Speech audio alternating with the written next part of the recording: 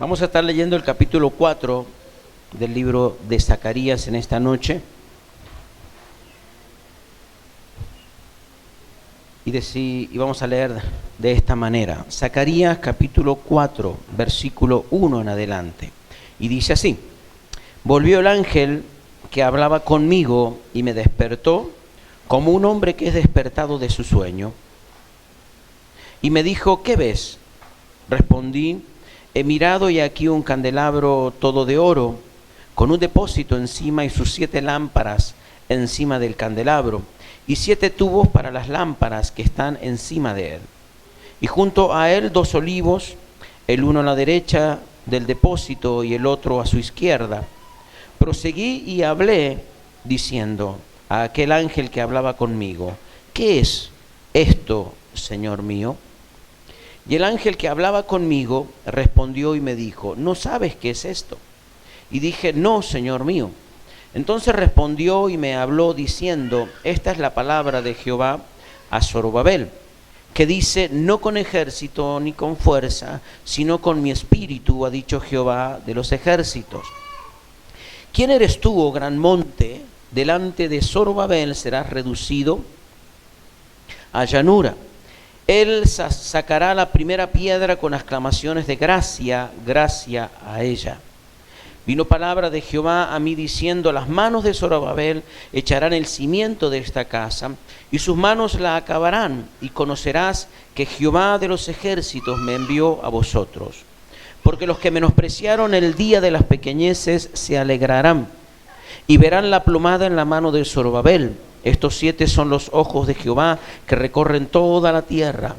Hablé más y le dije: ¿qué significan estos 2 olivos a la derecha del candelabro y a su izquierda?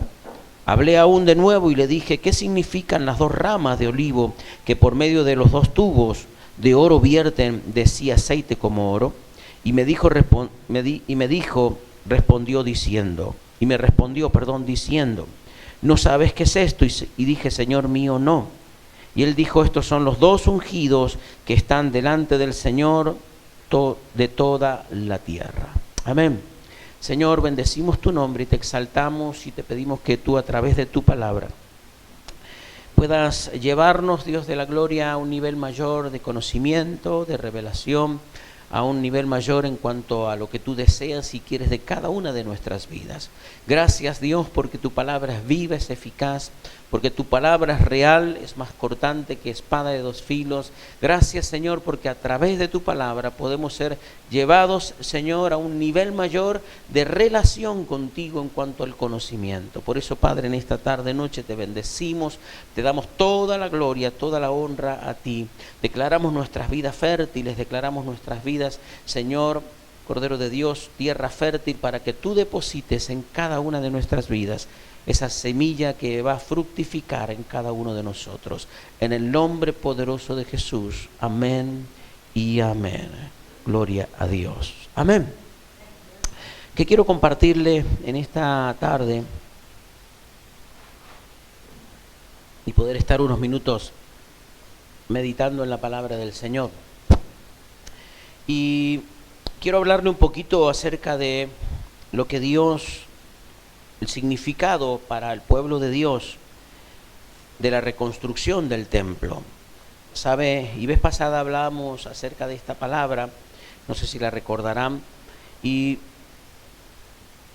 esta palabra, o el profeta Zacarías, es contemporáneo con el profeta Ageo, y tienen los 2 la misma, podríamos decir, propósito, la misma misión, es llevar al pueblo de Dios, a que pueda despertar y que pueda realmente comenzar o seguir con la reconstrucción del templo, aquel templo que en su momento fue destruido, quemado, aquel templo que fue derribado, en cual era figura realmente de la presencia de Dios, de la gloria de Dios, del poder de Dios, aquel templo que hizo Salomón con todo lo que le proveyó David, realmente su padre. Ese templo era figura, en el templo que estaba levantado, erguido, era figura del poder de Dios. Era una marca registrada del pueblo de Dios, en cuanto que ellos se vanagloriaban del templo, porque representaba muchísimas cosas el templo, pero una de las cosas más poderosas que representaba era el poder de Dios. Era el poder, la presencia, era la magnificencia de Dios, era realmente el templo algo extraordinario en el cual estaba la presencia de Dios misma.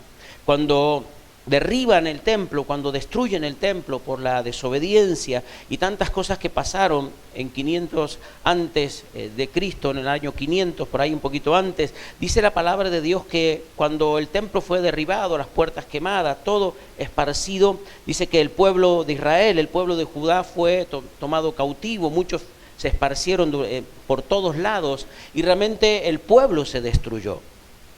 La imagen de familia, la imagen de pueblo. Entonces Dios no tenía realmente un pueblo para congregar, para hablar, sino que estaban todos esparcidos. ¿Cuántos me van siguiendo?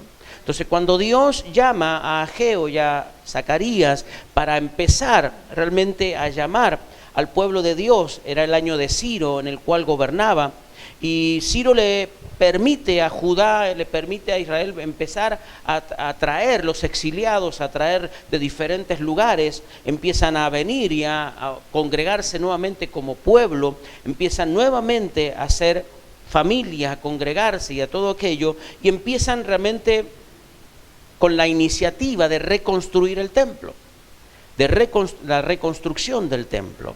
Y ahí es cuando viene, en el primer intento solamente empiezan a hacer las bases, los cimientos, pero viene realmente todos aquellos peros en el cual ellos pusieron y dejaron la obra durante 3-4 años en el cual no hicieron más nada, solamente tuvieron un corto tiempo en el cual estaban reconstruyendo los cimientos del templo, pero después la tarea realmente se paró y cada uno siguió en sus propias tareas personales y familiares. Ahora Dios levanta al profeta Ageo, al profeta Zacarías, y comienzan a insistir en el hecho de poder nuevamente reedificar el templo. Ahora, si usted ve el libro de Zacarías, usted encontrará en el libro de Zacarías desde el capítulo 1 al 8, 1 al 9, realmente una etapa de la palabra o una etapa de las profecías, y desde el 9 en adelante al 14 encontrará otro tipo de palabras. Realmente es en el principio de los primeros 8 o 9 capítulos, Zacarías habla de lo presente. Zacarías empieza a recibir palabras y dirección en cuanto a lo presente, lo que estaba circundando a ellos en el momento. Pero del 8 o 9 en adelante empieza realmente a hablar de aquellas cosas futuras y que aún todavía no han sido todavía cumplidas y que nosotros somos parte de esas profecías. ¿Cuántos me van siguiendo hasta ahí?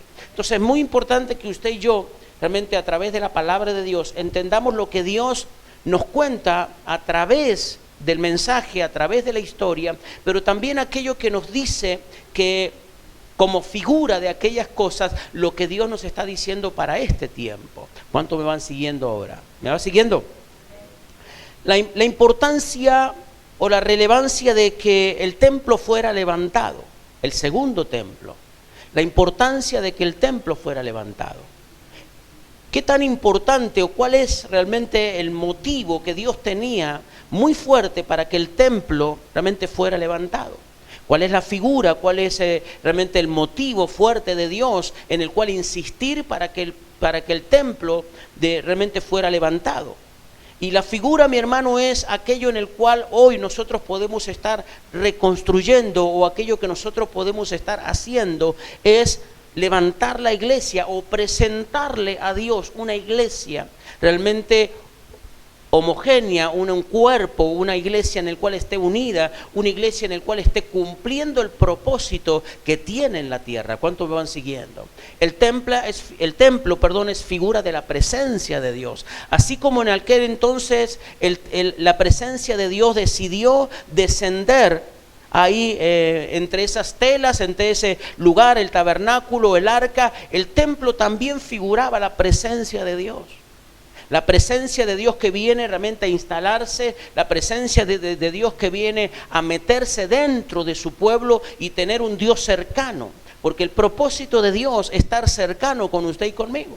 El propósito de Dios es que usted y yo podamos tenerlo al alcance de nuestra mano y poder tener una relación con Dios genuina, transparente, y una relación, mi hermano, simple al llegar a la presencia de Dios. El templo o la presencia de Dios ahí en el arca reflejaba eso, reflejaba la intención de Dios. Reflejaba la intención de Dios de estar cercano a su vida y a la mía. En aquel entonces al pueblo de Dios. Ahora la presencia de Dios, mi hermano, en la iglesia, la presencia de Dios a través del Espíritu Santo tiene el mismo propósito, estar cercanos a nuestra vida. Dios nunca quiso ser un Dios de lejos. Dios no pretende ser un Dios de lejos, un Dios místico, un Dios en el cual solamente a través del conocimiento podamos entenderlo, sino que Dios quiere que usted y yo tengamos una relación genuina, transparente, y que podamos llegar a Él sin tantos rodeos y sin tantos intermediarios, sin tantas cosas que pueden estorbar a lo que Dios quiere hacer en nuestras vidas. Dios es un Dios de diseño, y para mostrar los diseños de Dios o la voluntad de Dios, tiene que mostrarnos a nosotros cuál es su intención. ¿Cuál es su intención? Lo que Dios estaba mostrando en estas figuras del candelabro, yo no me voy a detener en esas cosas, pero sí quería solamente mencionarle 2 o 3 cosas en cuanto a lo que figura realmente todo aquello, y era la presencia del Espíritu Santo en medio del templo. Es poder realmente sentir la presencia del Espíritu Santo. Dice el versículo que leíamos, el versículo 6 del capítulo 4. Entonces respondió y me habló diciendo: esta es la palabra de Jehová a Zorobabel, que dice: no con ejército ni con fuerza, sino con mi espíritu, ha dicho Jehová de los ejércitos. Lo primero que Dios quiere que usted y yo entendamos es que por más que nosotros nos propongamos hacer muchas cosas, lo de Dios, mi hermano, tiene que ver con su presencia, y lo de Dios tiene que ver con su diseño, y lo de Dios tiene que ver, mi hermano, con que Él sea glorificado, con que Él sea realmente quien esté viéndose, y no la obra que nosotros podamos hacer, y no nuestra fuerza, y no aquello que nosotros podamos mostrar en nuestra capacidad, en nuestra forma de hacer las cosas, sino que la presencia del Espíritu y la presencia de Él sea realmente lo que se lleve la gloria, lo que se lleve la gloria. Por eso, mi hermano, cuando hablábamos, no sé si lo recordarán, cuando hablamos de las excusas que ponía el pueblo de Dios al no seguir con la edificación. Una de las primeras excusas, yo se lo voy a recordar, una de las primeras excusas era el hecho del ideal del templo. El ideal del templo de Salomón para ellos era algo imposible de alcanzar.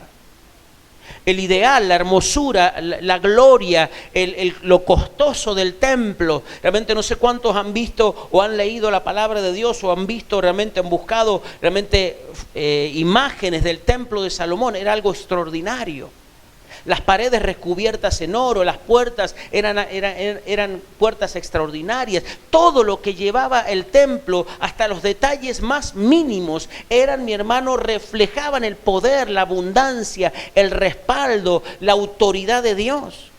Todos los utensilios que estaban en el templo, lo que se usaba, mi hermano, para las ceremonias, todo aquello reflejaba el poder sobrenatural de Dios. Entonces aquellos que habían vivido ese tiempo, aquellos que habían visto el templo, cuando les tocaba a ellos reedificar, ellos tenían, mi hermano, un ideal, ellos tenían una imagen, ellos tenían un modelo, y ellos decían para sí mismos: es imposible que nosotros lleguemos a construir algo semejante. Es imposible que nosotros lleguemos a construir algo que se asemeje a eso que nosotros vivimos o que nosotros vimos. Entonces, una de las cosas en el cual las excusas que ellos ponían era ese ideal del templo, ese ejemplo en el cual ellos tenían. Lo otro era que ellos no tenían el poder adquisitivo, recién estaban volviendo del cautiverio, recién estaban volviendo del exilio, recién estaban reconstruyendo sus casas, y no tenían, a su propio ver o parecer, no tenían los medios necesarios para reconstruir semejante templo. Semejante templo, porque ellos medían la obra de acuerdo a lo que ellos tenían. Ellos medían la obra de acuerdo a lo que ellos podían hacer. Ellos medían la obra de acuerdo al poder adquisitivo que ellos tenían. Y la tercera excusa que ellos ponían, los enemigos de alrededor, los que estaban alrededor, que no les dejaban construir en paz. Levantaban una pared y al otro día la encontraban derribada. Ponían algo y al otro día colgaban un cuadro y el otro día no estaba. Algunas cosas hacían. Entonces ellos tenían muchas excusas en el cual las ponían delante del profeta y diciendo, no podemos hacer esto, por aquello. Y dice la palabra de Dios, si usted lee el libro de Ageo, dice que despertó Dios el espíritu de Zorobabel, que había puesto como gobernador, había sido levantado como gobernador de Judá. Dice que despertó el espíritu de Zorobabel. Mi hermano, cuando en nuestra vida, cuando nosotros pretendemos servir a Dios, cuando nuestra vida pretende servir a Dios, cuando nosotros pretendemos hacer una obra para Dios, lo debemos hacer desde el Espíritu de Dios. No desde nuestra naturaleza o desde nuestra capacidad, porque todo lo que pretendamos hacer desde nuestra capacidad, desde nuestra naturaleza, siempre encontraremos un pero. Siempre encontraremos un argumento para no hacerlo. Siempre encontraremos algo en el cual la naturaleza, nuestra vida, las cosas cotidianas nos dirán y nos gritarán diciendo no lo puedes hacer por esto y por aquello. Los problemas, las circunstancias, siempre encontraremos un pero, siempre encontraremos a un enemigo, siempre encontraremos algo en el cual no lo puedo hacer. Ahora, cuando usted y yo somos despertados en el Espíritu, cuando usted y yo tenemos una orden al Espíritu, realmente el Espíritu comienza de adentro hacia afuera a ordenar todas las cosas. El problema es que el cristiano comienza a ordenar de afuera hacia adentro. Quiere sentir para después obrar. Quiere mantener o quiere poder tener algo para poder decir o para poner manos a la obra. Dice la palabra de Dios que el espíritu fue despertado. Dígale al que está al lado suyo, necesitas que tu espíritu sea despertado. Lo de Dios no es magia. Lo de Dios tiene que ver con que su espíritu y el mío realmente pueda escuchar lo de Dios. Que podamos ver y obedecer a Dios.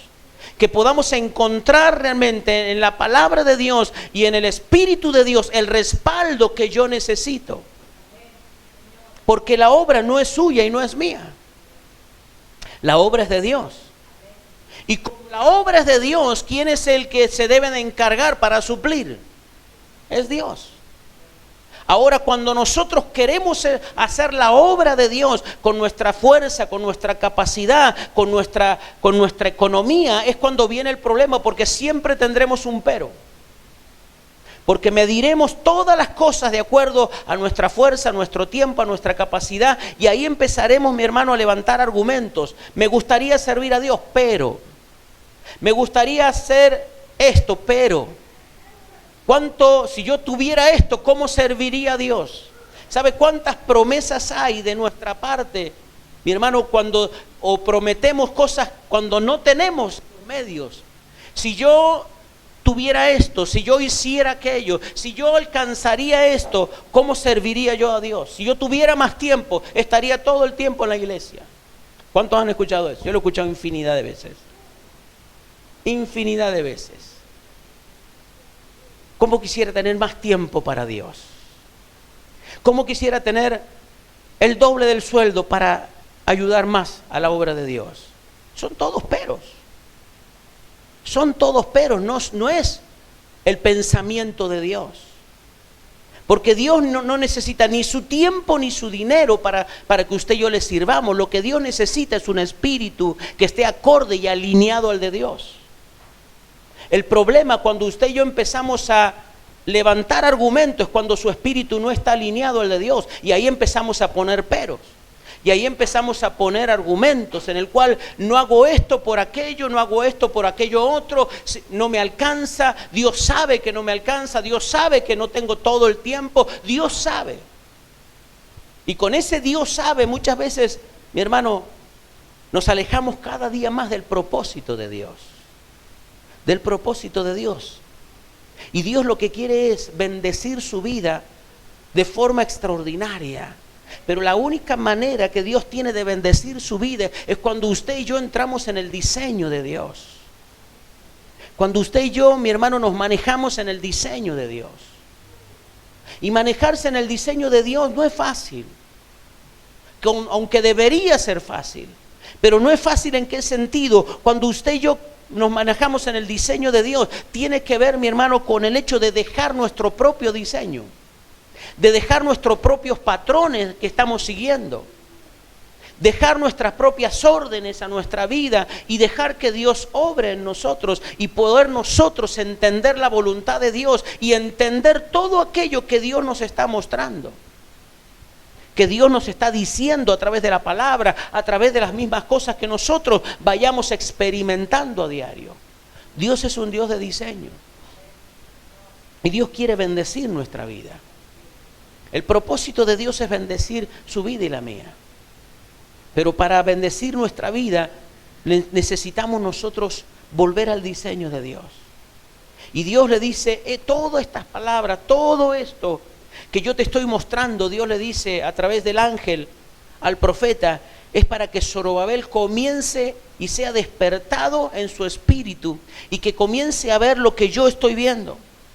Habló diciendo, esta es la palabra de Jehová Zorobabel, que dice, no con ejército ni con fuerza, sino con mi espíritu, ha dicho Jehová de los ejércitos. ¿Quién eres tú, oh gran monte? ¿Quién eres tú, oh gran monte? Serás reducido a llanura, dice la palabra de Dios. Aquello que está delante, aquello que está como estorbo, aquello que está, mi hermano, como dificultad, aquello que está, mi hermano, estorbando a la obra de Dios, no a su obra y a la mía, a la obra de Dios, dice la palabra de Dios, serás reducido a llanura. ¿Quién eres tú, oh gran monte? Y muchas veces tenemos delante de nosotros diferentes obstáculos que nunca los podremos sortear, porque la única manera es a la manera de Dios. Hay muchas cosas que en el hogar, mi hermano, no se desatan, hay muchas cosas que en la familia, mi hermano, no se quiebran, hay muchas cosas que en el hogar, mi hermano, no se pueden alcanzar, porque no es con fuerza y no es con nuestra capacidad, sino es a través del Espíritu de Dios, porque lo primero que Dios quiere hacer es que su presencia vuelva a estar en el centro del hogar. Así como el templo es figura de la presencia de Dios en el centro del pueblo de Dios, la presencia de Dios en su vida y en la mía tiene los mismos obstáculos. Llegar a ser la presencia de Dios el centro de mi vida, el centro de mi hogar, en el centro de la familia, el centro de lo que estamos construyendo. Y se levantarán diferentes argumentos que nosotros tendremos que ver y tratarlos como argumentos, no como impedimentos. Y tendremos que trabajar en nuestra vida. Tendremos que trabajar si queremos realmente que la presencia de Dios se manifieste. Que la presencia de Dios llegue a su propósito en nuestra vida. Porque la presencia de Dios es lo que usted y yo necesitamos. El segundo templo, mi hermano, significaba la presencia de Dios, que el pueblo volviera a tener esa figura de presencia. Y no solamente entre ellos, sino que el templo, mi hermano, demostraba hacia afuera. El templo demostraba hacia afuera el Dios en el cual ellos tenían. Un Dios de provisión, un Dios de poder, de autoridad, un Dios que los respaldaba en todo sentido. El segundo templo tenía esa particularidad el principio que siempre tuvo la presencia de Dios, el arca en su momento, el templo después, y el segundo templo tenía como finalidad que la presencia de Dios fuera vista no solamente por ellos, sino por todo el de alrededor. Es la presencia de Dios. Necesitamos que la presencia de Dios, mi hermano, vuelva a nuestras vidas. Decíamos, mi hermano, vez pasada cuando hablamos acerca del mensaje a Éfeso, recuerda, tengo algo contra ti, cuando Juan hablaba a Éfeso, tengo algo contra ti, que has dejado tu primer amor, has sacado a Dios del primer lugar, has sacado la figura del templo, has sacado la figura de la presencia de Dios. Jesús se indigna, recuerda, Jesús se indigna cuando ve que el templo estaba siendo, mi hermano, pisoteado, el templo estaba siendo tomado vanamente. Los utensilios eran llevados por cualquiera, corridos, movidos por cualquiera. Y dice que él se indignó de tal manera que rompió todo lo que tenía por delante. porque lo que él estaba viendo era lo que los demás no estaban viendo. La presencia de Dios denigrada. La presencia de Dios no estaba siendo tomada como deberían haberla tomado. Y lo que hoy Dios, mi hermano, quiere revertir en nuestras vidas, ¿para qué? Para dar paso a lo que sigue, a la presencia de Dios y a la manifestación de Dios en nuestra vida. Porque la reconstrucción del templo es una cosa, pero mi hermano, lo que sigue es Dios bendiciendo y posándose en el templo. ¿Cómo fue el momento de la construcción del arca, del lugar santo, el lugar santísimo, de todo el tabernáculo? Cuando todo estuvo levantado y erguido, cuando todo estuvo en su lugar, dice que la presencia descendió. La presencia descendió. Usted y yo podemos tener, mi hermano, la omnipresencia de Dios, pero nos falta la presencia manifestada de Dios, que es que las cosas pasen. Que es ahí cuando las cosas pasan, es ahí cuando las cosas comienzan realmente a ponerse, mi hermano, en camino y empieza a suceder lo que nunca pasó. La presencia de Dios lo hace posible. ¿Cuántos creen que la presencia de Dios lo hace posible? La presencia de Dios lo hace posible. Volver a tener la presencia de Dios en nuestras vidas, en nuestro hogar, en nuestra familia, en nuestra persona, la presencia de Dios.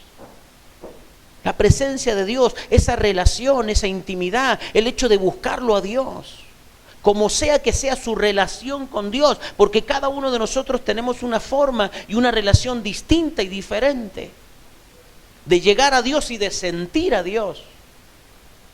Pero necesitamos, como sea, que la presencia de Dios esté en nuestras vidas, sentir la presencia de Dios, porque necesitamos que el Espíritu Santo se manifieste. No es con ejército, no es con fuerza, sino es con mi Santo Espíritu, dice la palabra de Dios. No es con ejército ni con fuerza, sino con mi Espíritu, ha dicho Jehová. Es con mi Espíritu. No es con fuerza, no es con capacidad humana, no es con conocimiento, no es con los años que llevamos, mi hermano, predicando. No hace la diferencia el tiempo que nosotros llevemos en las cosas de Dios. Lo que hace la diferencia es la presencia. Porque muchas veces hay gente que nació en esto, pero la presencia no está manifestada. Y hay veces hay personas que llegaron hoy al camino de Dios y la presencia se irradia y la presencia cambia y la presencia hace de todo en la vida de la persona. ¿Por qué? Porque la diferencia la hace la presencia. No son los años, no es el conocimiento, no es el título que tengas, no es el oficio, no es el título que se te haya puesto arriba. Lo que hace la diferencia es la presencia. Es la presencia de Dios en tu vida, es la presencia de Dios en el entorno. Porque al tenerlo en tu vida cambiará el entorno. Y la presencia de Dios será manifiesta en cada una de nuestras vidas. El gran trabajo, la gran tarea que usted y yo tenemos que, mi hermano, emprender es lograr que la presencia de Dios esté en nuestra vida. Lograr que la presencia de Dios, sentirla en nuestros hogares, en nuestra familia, lograr que la presencia de Dios esté. Y que haga los cambios que debe de hacer. Es la presencia de Dios. La presencia de Dios hará todo lo que muchas veces nosotros intentamos hacer y lo hicimos de nuestra forma, a nuestra forma y a nuestra manera. Pero necesitamos la presencia de Dios. Porque sabe que la presencia de Dios lo que trae es temor también. En la iglesia la presencia de Dios trae temor. Hay veces que muchas veces la gente va y viene y es algo normal o alguna rutina, pero la presencia de Dios es la que hace que yo sienta diferente un momento con Dios. Que aunque sean 10 minutos, 15 minutos, yo pueda sentir que esos minutos son extraordinarios. Eso lo hace la presencia de Dios. Y en este tiempo, mi hermano, necesitamos levantar en la iglesia su presencia. Porque es la presencia la que hace la diferencia. Es la presencia de Dios la que hace la diferencia. Porque la presencia de Dios hace que las cosas pasen. Quiero que cierre sus ojos ahí donde está.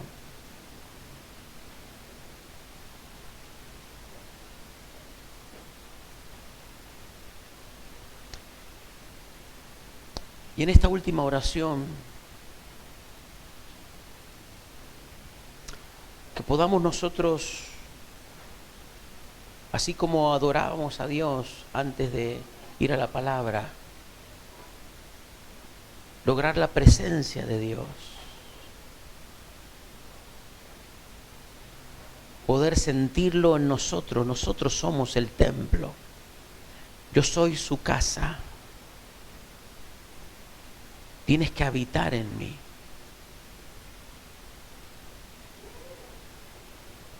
Porque si no, solamente seré un metal que retiñe, podré dar muchos golpes, mucho ruido haré, pero solamente es un metal que retiñe. En cambio, cuando la presencia de Dios está, el sonido que usted y yo podamos emitir hará que las cosas pasen. Por eso en esta noche adóralo a Dios.